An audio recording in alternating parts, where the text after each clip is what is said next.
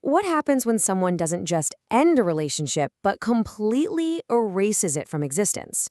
Today, we're getting into a story about a man who vanished with, surgical precision.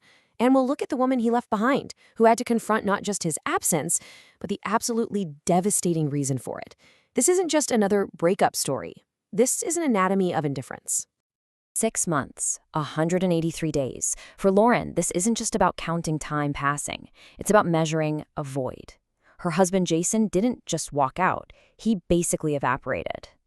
And the real mystery here, the thing that's so chilling, isn't where he went. It's how. How can a person so cleanly, so completely wipe out every single trace of a life they built with someone? So, how exactly does someone become a ghost in this day and age? Well, Jason's disappearance wasn't some messy emotional outburst. No, this was a plan. It was a calculated, methodical erasure of his own existence from her life. Just look at this timeline. Day 1, poof, he's gone. By week 2, Lauren is blocked everywhere. Facebook, Instagram, the whole 9 yards. A month in, their finances are split, right down the penny. And then, at the 2-month mark, divorce papers just show up from a random P.O. box. This isn't the work of someone running away in a panic. This is the cold precision of an execution. Yeah, when someone goes to these lengths, this level of methodical self-deletion, it's not about a simple fight. It points to a betrayal so profound that the only solution, in his mind, was to just amputate the entire past.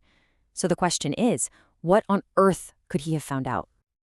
The thing that kicked this all off, it wasn't some huge, drawn-out investigation. It was a single, careless moment that unraveled everything and revealed a betrayal with so many devastating layers. It's almost tragically simple, isn't it? Lauren leaves her laptop open on the counter. Jason walks by, he sees the screen, and in that one instant, their entire 5-year marriage just implodes. He doesn't yell, he doesn't argue. He just quietly closes the lid, walks upstairs, and starts packing a bag. And this is what he saw. A message from Lauren's best friend, Madison, spelling it all out with brutal clarity. It wasn't just that she cheated. It was the specific details, the who, the where, the when, that turned a simple betrayal into something else entirely, something far, far more destructive. Just think about the layers of this thing. The affair was with his cousin's new husband. It happened at their wedding. And the timing, it was while Jason was literally on a microphone giving his best man speech about love and commitment. And it gets worse. His cousin, the bride, Emma, she also saw the messages, completely shattering her own 3-month-old marriage. This wasn't just a private betrayal. It was a bomb that went off right in the middle of their family, taking out multiple people. A betrayal this public, this messy? Well, it doesn't stay private for long. When the story inevitably got out, the fallout was swift, it was total, and it went way beyond just Lauren and Jason. After someone leaked the whole story, the internet did what the internet does. It acted as judge, jury, and executioner. Lauren became this viral cautionary tale. And the judgment, it was anonymous, it was global, and it was absolutely merciless. Most people weren't siding with the person asking for forgiveness. They were cheering for the man who just said nope and walked away. And the fallout was, well, it was total. It hit every single corner of her life. Socially, friends and family backed away. Online, she was a pariah. And even professionally, she got a formal warning from HR, while Alex, the affair partner, was fired. It was a complete and total collapse of her world. That one mistake cost her literally everything. But even with all this happening, Lauren was fixated on one thing: getting one last conversation with Jason. But her desperate hunt for what she called closure would only lead to a confrontation that made the wound even deeper. So Lauren, she just can't let it go. Her need for closure, it morphs into this obsession. After months of nothing, she hires a second PI, one who's willing to dig a little deeper. And he finds Jason. He's in Oregon, living a new, quiet life. Seeing that he's moved on just fuels her desperation, so she immediately books a flight, determined to force the one thing he so carefully denied her: a final conversation. And this is the moment she finds him, corners him in a parking lot, and she's pleading for something, anything. Her question, "Don't I deserve?"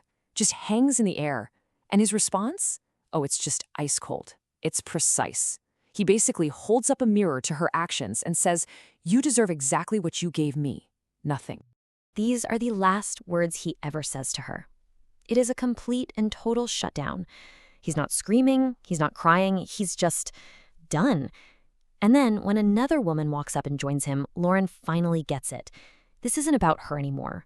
Jason hasn't just replaced her, he's built an entirely new life where she no longer exists. Completely defeated, with nowhere else to turn, Lauren finally starts looking inward. Through therapy, she starts to unpack not just what she did, but why she did it. And that leads to a really painful but very necessary realization. In her therapy sessions, Lauren is totally fixated on getting Jason's forgiveness. "I need him to know I love him," she says, but her therapist just cuts right through all that noise with one single, powerful question. Did you love him, Lauren, or did you just love the stability he gave you? Were you mourning the man, or were you mourning the comfortable life you threw away for a cheap thrill? And that's when it finally clicks for Lauren.